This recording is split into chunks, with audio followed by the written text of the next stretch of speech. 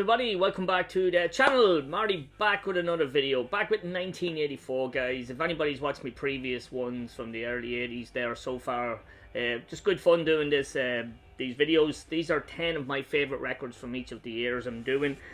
These are 10 of the records, all have to be in my collection. I have to have these records or I'm not going to show them. There's tons of great albums from the 80s. Each of the years I've got a list in here in front of me of the albums, and there's just so much of them. I have a few examples in the background. I didn't put my top 10, but they're great albums as well. That's why I have them in my collection. So yeah, I'm going to show 10 albums. 10 albums I picked out. A lot of these I grew up with, and that's why I really like them and dig them. A lot of these albums behind me I love, but they just haven't got that nostalgia factor, you know what I mean? I wouldn't have listened to them as much. So yeah, you can let me know in the comments as we do what you think of my list. It's going to be different than everybody's list, obviously. I'm going to miss loads of stuff that you have, but that's the whole point of videos, aren't they? It's all our own opinion on stuff, like, you know what I mean? Not everybody thinks the same way, as we know. So quickly going to show you my 10. As usual, nearly forgot, I always show 3 movies from this. I'm a big movie collector, a big movie fan. So 84, I just picked out 3 movies that I enjoyed that came out in 1984 as well. So first one I picked up, Missing in Action, Chuck Norris. Great movie. This is the first of the Missing in Action movies, but yeah, you can't beat a bit of Chuck Norris for a bit of corny, cheesy action stuff. But this is a great movie, Missing in Action. I can never say that right, and I'm gonna have to say it later on in one of the albums, believe it or not. But yeah, great movie, great fun movie. One of Chuck's best, man. The war is not over until the last man comes home. There you go, great movie. Another one that was out that year was a Stephen King adaptation. There's a lot of Stephen King adaptations, of course, still coming out. But one I really enjoyed, this is one featured, what's her face from Terminator, Linda Hamilton. So Children of the Corn, the first Children of the Corn, spawned loads of Children of the Corn movies, all not great, all, yeah, that's an understatement. But this is, I like this movie still. I think it still holds up well. I still like it. I probably will watch this in the next few weeks for Halloween. I might leave it out there now and watch it when it's out. And also then more of a children's horror movie if you want, but still a great movie. I'm going to turn that CD down a little tiny bit. I'll tell you what it is in a second. Gremlins come out. I was going to say spawned the franchise, but it didn't really. There's only 2 movies. I'm surprised they haven't redone it. Hope they don't redo it. I'm not a big fan of movies being redone, but this is a great movie. I remember going to the cinema to see this when it came out, and yeah, massive. Old Gizmo, Stripe, all that usual craziness. Is it a Christmas movie? Kind of is. It's set around Christmas. I always watch it around Christmas anyhow. But yeah. So that's just 3 fun movies that come out in 1984. There's lots of them. Could pick Terminator. I forgot about Terminator. Just have to come into my mind there. Like classic Terminator, the best one. But anyhow, back to 84. In the background, we are listening to this album. I think these are a Belgian band. It's on CD here. Get the cover out. I think they're a Belgian band. I could be wrong, so you can let me know in the comments. I can't remember, but I like this album. It's a hard rock, heavy metal album. Now, someone pointed out to me in the video, one of my other previous videos, that I showed a hard rock album or something. Like, when I was growing up in the 80s, everything was heavy metal, regardless. You know, early to mid to 80s, like, everything was heavy metal. It didn't matter what it was. So the first album I'm going to show you today, it's in the thumbnail. It probably is a hard rock album, but it was considered heavy metal back then, so it doesn't matter. It's only my opinion. It's only what I like. So yeah, this is Steel Over, and this is Glove Me. Crazy title. I like the cover though, it's really 80s, it's really corny. But it's not a bad album, it's just a hard rock album. I think they're Belgian. I think this was originally out in Mausoleum Records. This is Lars Willems. Yeah, it's a fun little release. I like it. Nothing over the top. Wouldn't make a top 10 on any kind of list, but son of a bitch. But yeah, it's a fun album. Steel Over. So yeah, right, that's it. Let's get down to the 10. As I said, these are no order. The last album is probably my favourite of the 84s. It's a huge album for a lot of people. And yeah, that's why it's there. So, in no particular order, these albums. So let's go. First one, classic album. As I said, you may consider this hard rock, which probably is, but back in 84, everything was fucking heavy metal as far as when I was growing up, anyhow, as far as I knew, anyhow. Didn't know any different. All these genres now and subgenres and all that, it's just all bullshit. It's all heavy metal. So this is Whitesnake Slide It In, the classic album from Whitesnake. Probably my favourite Whitesnake album. So this is an anniversary edition, 35th anniversary edition. This is two versions. It's got the American one, American remix with... Who was on the American remix? Was John Sykes on the American remix? And then it has the original UK mix. But yeah, two versions of the album. Sound fantastic. There's the inside there. It's a picture that I'd never seen until I seen this.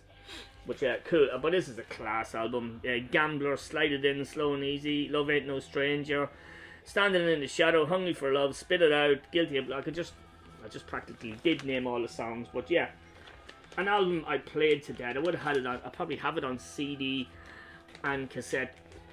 Sorry about that. But yeah. But yeah, I love this album. It's a great album. Grew up on this album. It was always knocking around our place, and I've listened to it to death, and I love it and still love it to this day. It's a great album from 1984. Okay, up next, another absolute banger, heavy metal hard rock album, but quality start to finish. 10 songs on this. 10 songs? There's not 10 songs, there's 9 songs on this. I absolutely love this. Listened to this last night again, sitting back listening, but just realised how fucking good of an album it is. I'm not sure of the follow-up, or it was the first one when the mirror cracked, but this one here. Oh yeah, this is a banger. Start to finish. Love this, man. Fly Rose. Everything about this album is brilliant. It's so catchy. The vocals, the font is impossible to read because it's on a blue and red, or blue background with red font. It's just ridiculous. Evan Sheely, Fly Rose. I don't even know the name of the singer of the band. He's obviously one of these guys here. Gary Thompson, is that him? But anyway, it's brilliant. So Q5, Steal the Light, Missing in Action, amazing. Lonely Lady, fantastic. Steal the Light, awesome. And Pull the Trigger. The first side on this record is just great. This is just a great hard rocking album, man. Awesome, catchy stuff. Ain't No Way to Treat a Lady, In the Night, Teenage Runaway.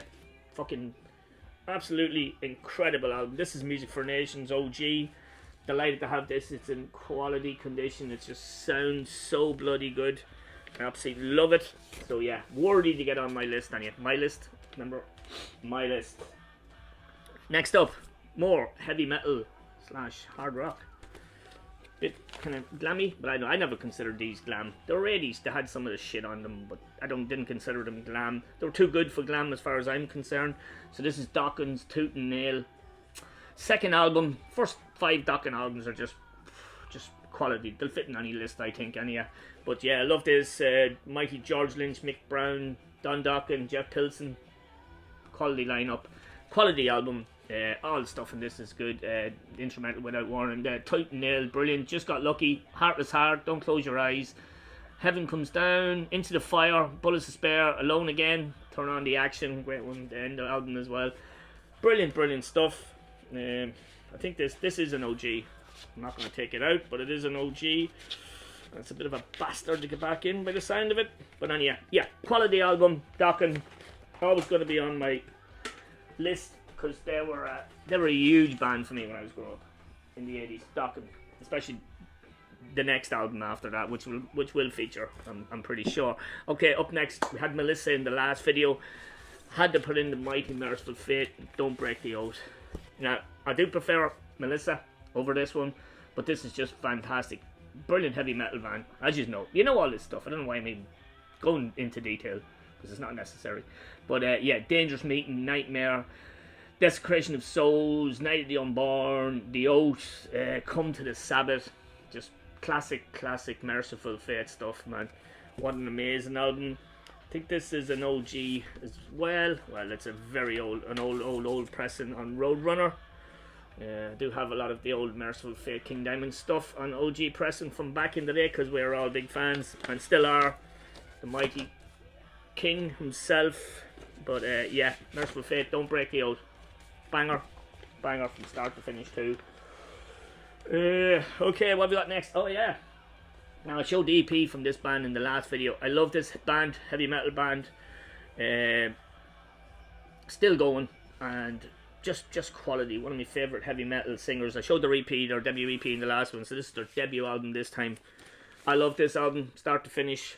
Armoured Saint, March of the Saint. Now, the next album, Delirious Nomad, would have been my introduction. Is it the next album or the third album?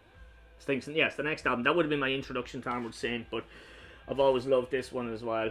This is a better album than Delirious as far as I'm concerned, but yeah, brilliant. John Bush, absolute quality. March of the Saint, Can You Deliver? Beans and Liver, awesome. Madhouse, Take a Turn, Seducer, Meeting the World, Glory Hunter, Envy, great album. Brilliant heavy metal band, US heavy power heavy metal band, whatever the fuck you want to call them. Absolutely love them. This is a reissue on Metal Blade Records, of course, and yeah, but the fantastic Armored Saint, March of the Saint, brilliant album, quality. Some great heavy metal albums here, and there's tons of great heavy metal albums behind me, and tons of great ones I've missed so far and everything. Now this one, is that in the right spot? I kind of shuffled them about a bit, as you do, you know, but this album could have been right up there. I think for me this is a 10 out of 10. This is for me now a 10 out of 10 record. I love this band. I love this album so much. So the debut album from the mighty Fates Warning. This is just a quality record. It is the other cover of the Fates Warning. I would like the other cover. If I do see it, I will buy it. I know, but yeah, I would buy it. I don't care. So this is Metal Blade's reissue, but this is fantastic. This is the John Arch era of I was going to call it Metal Church of Fates Warning. If you don't know them, a lot of people don't like John Arch's vocals. I think they're perfect. I think they suit the music, they suit the style of music that it is. This album for me is quality all over. Buried Alive, amazing song. The Calling, just going to keep saying amazing songs, aren't they? Kiss of Death, it's one of the best heavy metal songs ever. The riff is amazing. Night and Brocken, Shadowfax, Misfit, another brilliant song. Soldier Boy, Damnation, brilliant album from them. Fates Warning, I keep saying, from Fates Warning. What an amazing album. Yeah, definitely could have put this right at the end of my video, but obviously there's a few bigger albums to come. Yeah, as I say, you can let me know in the comments what your albums are. As I say, I've got a huge list in front of me. I know there's tons of stuff I haven't got. That's why I like these lists of marking bits and pieces that I have, but there's so much I don't have and so much I want. But yeah, there you go. Okay, now one of my favourite bands. This album was huge when we were growing up. It was so cool. It was so Black Sabbath-y with the riffs and Sabbath-y, there you go, with the riffs and everything, and it was just, to this day I still love this band and this album, and I think everything is brilliant about it. Enough waffle. This is Trouble, Psalm 9. Original title, Trouble, but we know what happened in 1990 when they put the self-titled album out, but absolutely amazing band, amazing album. Eric Wagner, R.I.P. What a fucking brilliant album from start to finish. Definitely one of my top album of 1984. As I say, a lot of these could be jumping around. It's just the last one is just it is what it is. But amazing album. The Tempter. It's one of my favourite songs ever, man. Just the riff in it is just amazing. Assassin, Victim of the Insane, Bastards Will Pay, End Time, Psalm 9 itself. It's just quality album from start to finish. Love Trouble. You wouldn't guess, but there you go. It had to be in the list for me. I love it. Okay, up next, debut album. An amazing debut album by an amazing heavy metal band who always hung around the trash bands, always on tour with the trash bands back in the 80s. Lost a couple of their singers, unfortunately, over this period of time. But this debut album, everything about this is amazing. The songs, the production, I love the drum sound on it. Kirk Arrington, a fucking amazing drummer. So it had to be. That's the record. This is a bit sped up, this one. This is an OG copy. So this is the mighty debut from Metal Church. Metal Church. There you go. But yeah, absolutely brilliant. Beyond the Black, Metal Church, Merciless Onslaught. Drumming in this album is just incredible. God's a Rat. Wow. In the Blood Battalions, the cover of Highway Star is excellent as well by Deep Purple. Just a quality album. Great Dave Wayne and vocals. Yeah, brilliant lineup, brilliant album. The one that followed was pretty savage too. Such a great band, Metal Church. This is an Elektra. Has a few little things, but considering the amount of time that got played since back in the day, whenever we picked it up, probably wasn't in '84. It would have been later in the '80s. But yeah, it's fantastic. Love it. It's a brilliant album. Definitely worthy of being on the top 10. Okay, we're getting down to the nitty gritty. As usual, let me see how many albums I've left. I've got a few honorable mentions here. That's why I was wondering, why is the stack so big? So yeah, next up we're back with Iron Maiden, Power Slave. One of my favourite Maiden albums. Just a banger of a record. Absolutely incredible record. Aces High, 2 Minutes to Midnight. What else is on this? I can't see it. I'll Flash of the Blade. Fucking great piece of music. The Duelist, Back in the Village is brilliant. Power Slave, awesome. And then of course Rhyme of the Ancient Mariner. Could have been my number one on this list. Yet again, Iron Maiden puts out some quality, as we all know.